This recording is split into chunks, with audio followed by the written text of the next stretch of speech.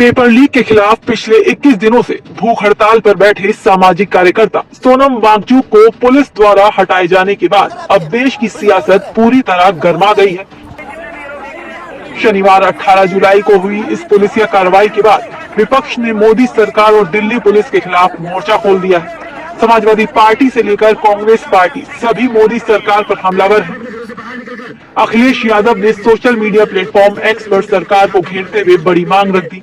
कहा, जो लोग सादी वर्दी में इस कार्रवाई को अंजाम देने के लिए धोखे से अचानक घुसे थे, उनकी पहचान सार्वजनिक की जाए।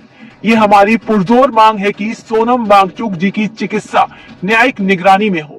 अखिलेश के साथ साथ उनकी पत्नी और मैनपुरी से सपा सांसद डिंपल यादव ने भी इस पर तीखी प्रतिक्रिया दी। बीजेपी सरकार को घेरते हुए बोली, बीजेपी वाले देश के लिए सफेद चादर का कफन लेकर आए हैं। जब शांतिपूर्ण आवाजों को दबाया जाता है तो संविधान और लोकतंत्र भी आहत होते हैं। सोनम वांगचुक जैसे लोगों की आवाज दबाना देश की आत्मा को दबाना है। वहीं कांग्रेस के राज्यसभा सांसद इमरान प्रतापगढ़ी ने इसे शर्मनाक बताते हुए पीएम की चुप्पी पर सवाल उठाए। शायराना अंदाज में सवाल दागते हुए बोले, तुझको कितनों का लहू चाहिए। मुझे ऐसा लगता है कि ये सरकार कितनी निर्दयी है। इस सरकार के पास न तो दिल है, न लोकतंत्र में इस सरकार को भरोसा है। बच्चे मर गए, आत्महत्याएं कर ली बच्चों ने, कोई फर्क नहीं पड़ता। प्रधानमंत्री शिक्षा मंत्री की पीठ थपथपा रहे। 21 बच्चों की आत्महत्याएं इस देश के सामने। तुझको कितनों का लहू चाहिए अर्ज़े वतन? कितनी आहों से कलेजा तेरा ठंडा होगा? और कितनी मौतों के बाद प्रधानमंत्री जी शिक्षा मंत्री का इस्तीफा लेंगे? एक बूढ़ा वैज्ञानिक लोकतांत्रिक तरीके से प्रदर्शन कर रहा है, आप उसको घसीट के उठा ले जाओगे?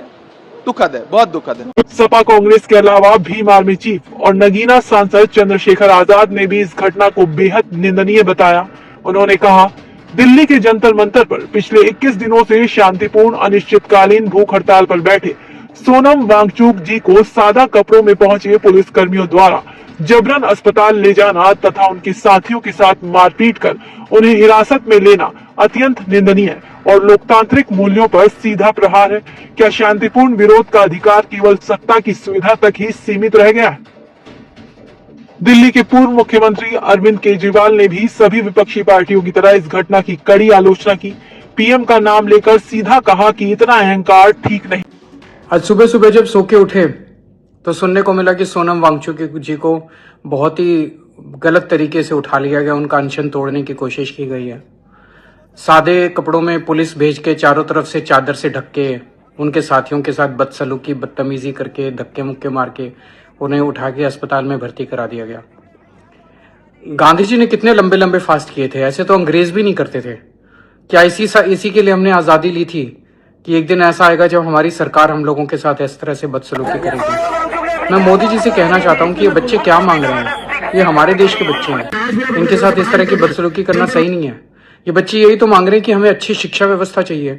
ये बच्चे यही तो मांग रहे हैं कि पेपर लीक नहीं होने चाहिए।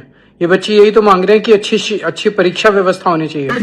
उस पर ध्यान देने की बजाय सरकार का पूरा फोकस इस चीज पे है कि इनके आंदोलन को कैसे फेल किया जाए, इनके आंदोलन को कैसे डिस्क्रेडिट किया जाए, इनके आंदोलन को कैसे अपमानित किया जाए। मैं मोदी जी से प्रार्थना करता हूं कि ऐसे मत करो, इतना अहंकार मत करो। इतना अहंकार अच्छा नहीं होता। इतिहास गवाह है कि जब जब किसी ने इतना अहंकार किया है उस आदमी का नाश हुआ है।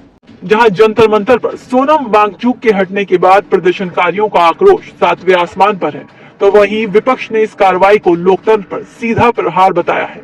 हालांकि प्रशासन का तर्क है कि ये कदम वांगचुक के स्वास्थ्य और कानूनी निर्देशों के तहत उठाया गया है।